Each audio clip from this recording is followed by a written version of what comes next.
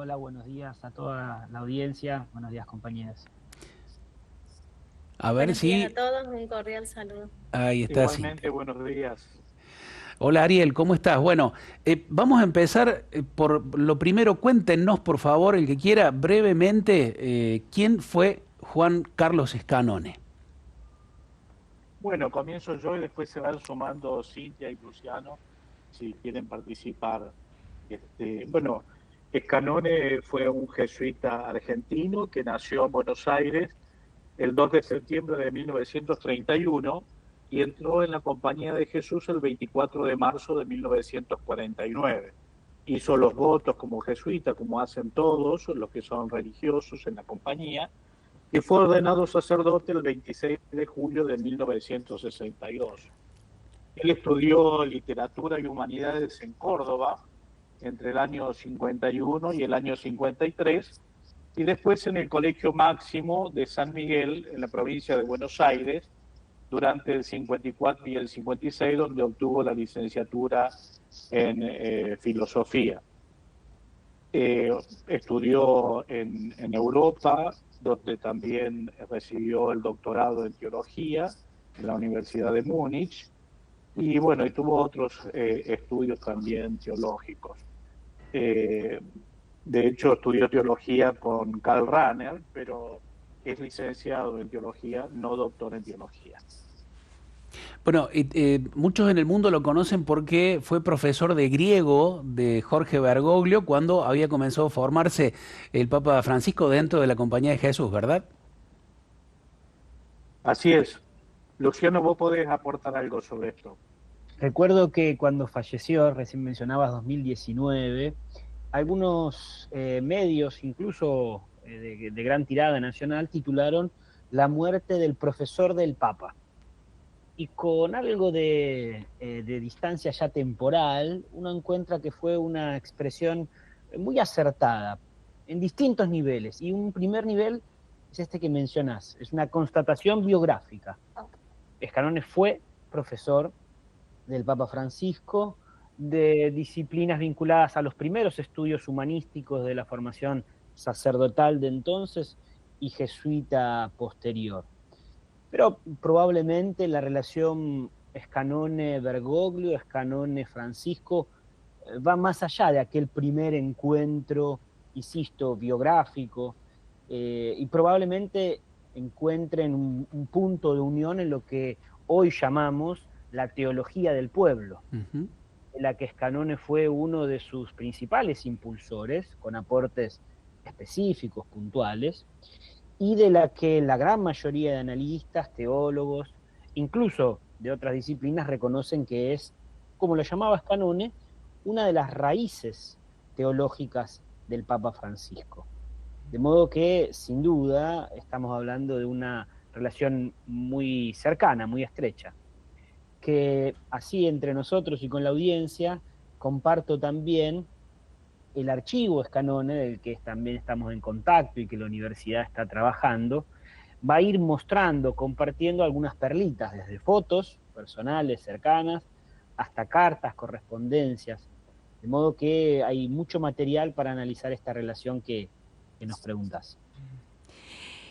Hola, buen día. Cecilia los saluda y bueno, preguntándonos también acerca de estas obras completas, cuál es la temática que se incluyen o los temarios incluidos en las obras completas. No sé si a lo mejor Luciano Cintia. o Cintia, que todavía no la escuchamos, quisiera contestar. Bueno, en primer lugar, contarles que es una obra que se extiende a lo largo de 60 años, ¿no? Mm. Estamos hablando desde el año 1959 hasta el 2019 inclusive. Hasta el momento está compuesta por libros escritos por él, también artículos académicos, reseñas, boletines biográficos, crónicas de algunos eventos académicos de los que participó y también del equipo que fue propulsor, como recién contaba también Luciano. Hay prólogos de libros a terceros que también estuvieron a cargo de él. entrevistas, tanto gráficas como audiovisuales, ¿no? También nosotros podemos encontrar entrevistas en ese formato, escritos que son autobiográficos, contarles que hasta sus últimos tiempos estuvo escribiendo artículos, entonces por eso es vasta la obra, ¿no? Son años en donde vamos haciendo recorridos y de alguna manera, bueno, sigue en construcción todo este plan de edición, pero contarles que están divididos por lo menos por periodos. Entonces a nosotros nos permite tener una visión integral de lo que fue sus producciones. El primer periodo comprende desde el año 1959 hasta 1970, sobre todo escritos de su formación académica. Luego ya pasamos al año 1971 a 1973, en torno a todo lo que fue ¿no? la teología de la liberación, como hablaban recién.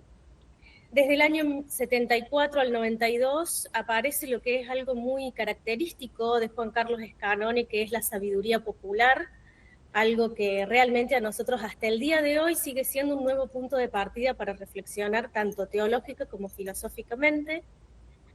Desde el año 93 hasta el 2013 hablamos de temáticas como gratuidad, historia y nuevo pensamiento. Y el último periodo, que comprende del año 2013 al 2019, que podemos encontrar toda una reflexión y escritos en torno a lo que es la misericordia y el discernimiento, ¿no? Este aporte a la teología que de alguna manera es puesta al servicio del magisterio del Papa Francisco, ¿no? Casualmente con lo que ustedes venían preguntando. Si nosotros tenemos que decir en este proceso que vamos construyendo en equipo, la escucha a sus escritos sigue siendo un eco al día de hoy, ¿no? Todo lo que él propone, que una de las características, como dije, es nuevos puntos de partida para seguir reflexionando tanto teológica y filosóficamente, y algo que me permito agregar en este recorrido que vamos haciendo, es que constantemente Juan Carlos Scanone hace eco del diálogo y lo que pudo construir con sus contemporáneos. Entonces a nosotros eso nos permite tener una visión integral no solo de su pensamiento filosófico, sino también de su gran apuesta teológica, que de alguna manera se deja entrever en los escritos y las postulaciones del Papa Francisco. Ariel, Luciano, Cintia, Cristian los saluda. Mi pregunta va dirigida a Luciano, a vos personalmente, en toda esta tarea y en lo que vas conociendo sobre el Padre Scanone. ¿Qué es lo que te impacta más y que tiene vínculo con el hoy, con la realidad, especialmente, por ejemplo, Argentina, acerca de este camino de sabiduría, de experiencia, de diálogo que ha tenido el Padre Scanone con otros estudiosos, con la realidad misma? Gracias, Cristian. Mirá, me hiciste acordar con tu pregunta algo que conversábamos en el equipo en la última reunión. Muchas veces cuando nos invitan a presentar el proyecto, un comentario común, un comentario compartido es, bueno, se trata de una especie de recuerdo agradecido o de un homenaje merecido, casi al modo de un reconocimiento póstumo. A nosotros nos gusta responder que ciertamente es válido esa lectura, pero en realidad la publicación de las obras completas en las que estamos trabajando responde más bien al convencimiento de un pensamiento vigente y útil, no tanto hacia atrás, sino, como decía Cintia, y respondiendo a tu pregunta, con los pies en el presente y mirando hacia adelante. Vos me preguntabas en lo personal, estas obras completas a mí me ayudaron a ver, más allá de lo que uno puede ya advertir en los artículos, algo que yo considero muy valioso, y es que fue Juan Carlos Scanone un pensador a la escucha del clamor de los pobres de la tierra, en su doble sentido, a la escucha de muchos otros colegas que pensaban con él, pero sobre todo también un autor que se animaba a releerse a sí mismo. Es decir, cuando uno pone su obra cronológicamente ordenada, como estamos tratando de hacer nosotros, descubre que es un pensamiento que se lee y relee a sí mismo, y no en sentido autocrítico, sino en sentido de dejarse criticar por la realidad. o dicho en sus palabras, dejarse interpelar por la realidad. Y creo que ahí, Cristian, están algunos de sus principales aportes. Este dejarse interpelar por la realidad es, en primer lugar, escuchar bíblicamente el clamor de los pobres de nuestra tierra. Decía recién de una obra actual, no por la vigencia de algunos diagnósticos que pueden ser coyunturales, sino porque con la agudeza de un pensador humilde, atento y que hace de su intelectualidad un servicio a la iglesia y a la sociedad, fue capaz de escuchar ese clamor de los pobres que grita e interpela por justicia. Creo que ahí está uno de sus principales aportes. Y el segundo, si tengo un segundito más, Sí. el segundo aporte es su trabajosa y muy densa teoría del discernimiento, por supuesto de raíces ignacianas, pero en diálogo con toda la filosofía contemporánea. El índice de autores, eso que a veces va al final de los libros, donde aparecen todos los autores citados por un escritor, es enorme, es variado, es denso, y para cualquiera que anda en estas cuestiones que pueden parecer para la audiencia un poco teóricas, un poco abstractas, sin duda fue un pensador especulativo, Scannone sabía mostrar cómo esas ideas que a veces parecen un poco descolgadas, desconectadas de la realidad, tienen efectos concretos. Nada más concreto que una idea, ¿no? Y concreto en la realidad cotidiana, concreto en cómo miramos y nos relacionamos con nuestros hermanos, concreto en cómo concebimos nuestra tarea intelectual, comunicativa, docente, y concreto sobre todo en cómo podemos transformar la realidad en un mundo más justo y más fraterno para todos y todas. Qué lindo, Luciano, esto que decís. Justamente estaba pensando preguntarle a Ariel en esto, ¿no? Cómo la importancia que tiene tener todo catalogado, reunido en obras completas, toda la producción teológica, filosófica de Scannone, y cómo ese valor de ese trabajo le llega al pueblo de Dios concretamente, ¿no? A la gente común, a los argentinos, a los argentinos, a los latinoamericanos de pie. ¿Cuáles son las claves para comprender y hacer realidad ese desafío, Ariel? Bueno, ciertamente que es un trabajo más de tipo especulativo, sea filosófico como teológico, pero tiene esta vertiente praxeológica o práctica del pensamiento de Scannone, que tiene que ver justamente con lo que decía Luciano, y yo agrego además el reconocimiento de la sabiduría popular, ese que no es el conocimiento, es ese sabor de la vida que lo aportan justamente los pobres. Con Scannone podemos llegar a valorar el aporte que tienen los más humildes, los pobres, los marginados, los sectores populares, para comprender valores fundamentales de la vida. No quiere decir que los pobres vayan a leer las obras completas de Juan Carlos Scannone, claro, porque eso no va a estar al alcance de los pobres seguramente, pero Scannone hizo el esfuerzo de poner la voz de los pobres en sus textos filosóficos y teológicos, tan densamente elaborados, pero igualmente tomando la voz de aquellos más pobres.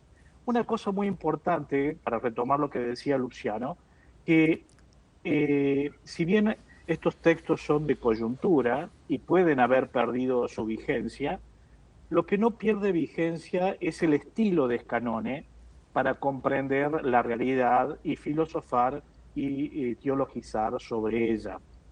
Por ejemplo, en la década de los 70 comprendió desde la filosofía y la teología de la liberación a los pobres, pero en las décadas posteriores esos pobres fueron adquiriendo nuevos rostros, como por ejemplo los excluidos del sistema, o finalmente como las víctimas históricas, por nombrar solamente algunas de las formas en donde el pensamiento de Juan Carlos se fue actualizando en función de los nuevos contextos y de la globalización mundial a la que su pensamiento también fue respondiendo.